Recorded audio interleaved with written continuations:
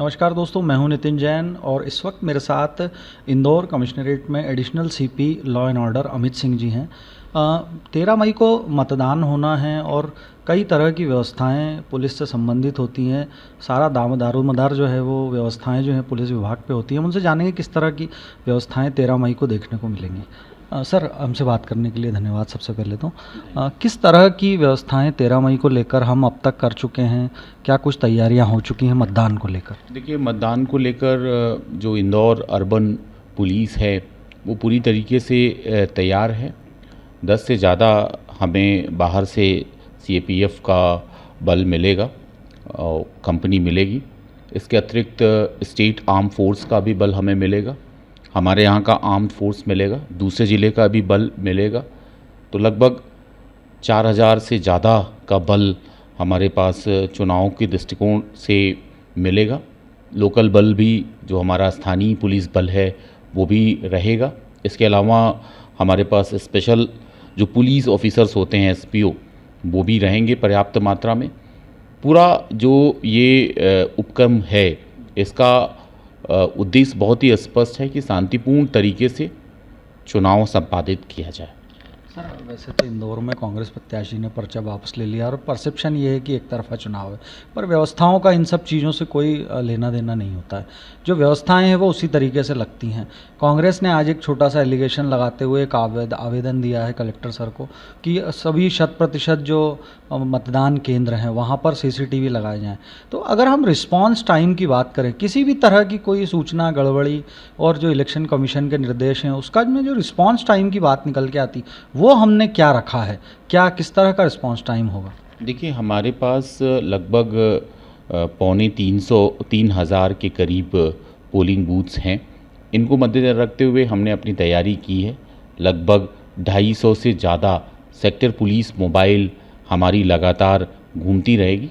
लगभग 7-8 जो polling booths के क्लस्टर्स हैं उस पर एक हमारी सेक्टर पुलिस मोबाइल रहेगी, जिसके साथ सेक्टर मजिस्ट्रेट मोबाइल भी चलेगी, जिसका उद्देश्य बहुत ही स्पष्ट है कि हर 5 से 15 मिनट के बीच में हर बूथ पे हमारी ये सेक्टर पुलिस मोबाइल मूवमेंट करेगी, वहाँ जाकर देखेगी, व्यवस्था बनाएगी और जो भी व्यक्ति कानून व्यवस्था को चुनौती देंगे निश्चित तौर पे उनके विरुद्ध कार्रवाई की जाएगी। जो आपने अभी मुद्दा उठाया, ये आरओ का डिस्कशन है। जो भी कलेक्टर साहब निर्णय लेंगे निश्चित तौर पे उसके हिसाब से जो पुलिस बल है वो रिस्पॉन्ड करेगी। सर, संवेदनशील केंद्रों की बात की जाए तो कितने संवेदनशील केंद्र हैं जिन पर विशेष व्यवस्था और विशेष निगरानी रहेगी हमारी?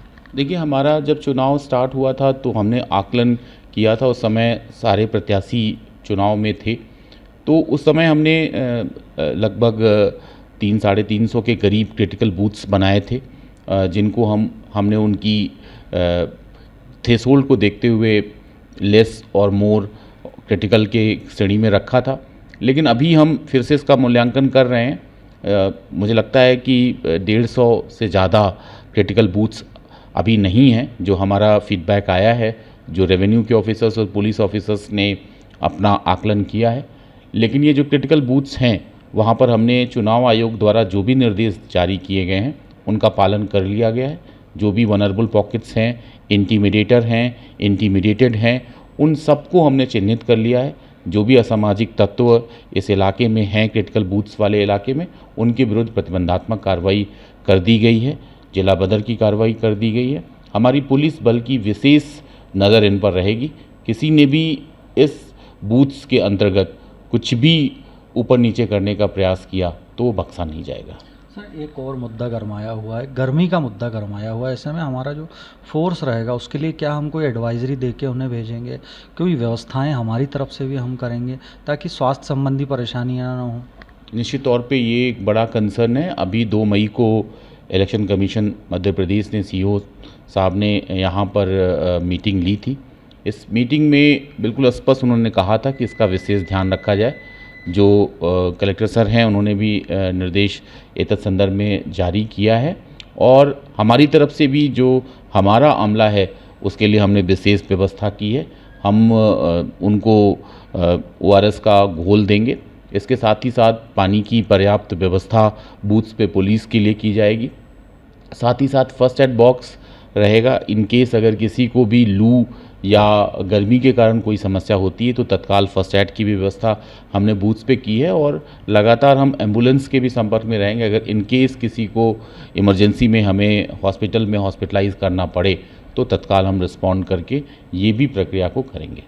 सर, हमसे बात करने के लिए शुक्रिया। ये थे additional CP sir Amit Singh ji, जिन्होंने बताया कि इंदौर पुलिस हर तरह की चुनौती से निपटने के लिए तैयार है। मेरे सहयोगी मनीष राणा के साथ Nitin Jain, HB TV news के लिए।